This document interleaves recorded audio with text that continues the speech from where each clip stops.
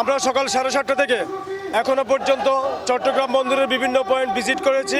চট্টগ্রাম বন্দরের সমস্ত কাজ একেবারেই বন্ধ হয়ে আছে, স্তব্ধ হয়ে গেছে।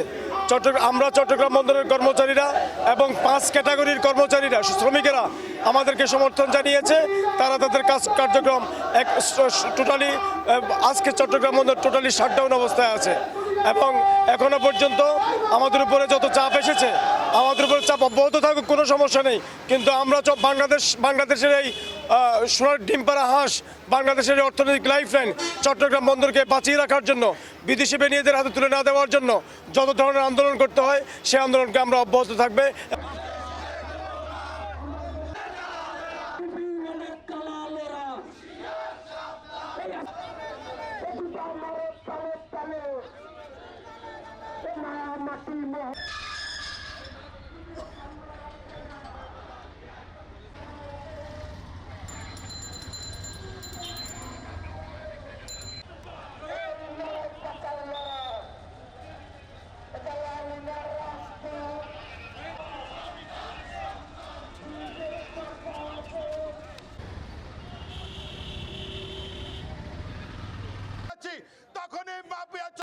আমরা বলতে চাই, আমরা বন্দরের শ্রমিক কর্মচারী, আমাদের নিশ্চয় অধিকার আছে শান্তিপূর্ণ প্রতিবাদ করার।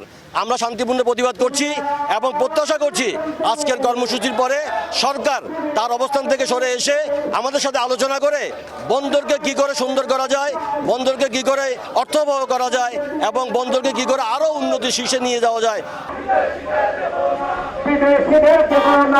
আমাদেরকে বিদেশি কোনো এক্সপার্ট দিয়ে ট্রেনিং করানো হয় নাই। সকলকে আমাদের থেকে আজকে যে কর্মসূচি মুখোমুখি দাঁড় করাতে চাই। সুতরাং আমরা দেশবাসীর বন্দর বাঁচলে দেশ বাঁচবে, আর এনসিপি বাঁচলে ভাবি। আজকে সাংবাদিক ভাইদেরকে, মিডিয়ার ভাইদেরকে ইলেকট্রনিক এবং প্রিন্ট মিডিয়ার করে তুলবেন, আর খোলাসা করে তুলে ধরবেন। আপনারা মহিলাদের কিন্তু এখনো হাত লাগাই নাই। যদি আমাদেরকে না সহায় করে তারা তুমি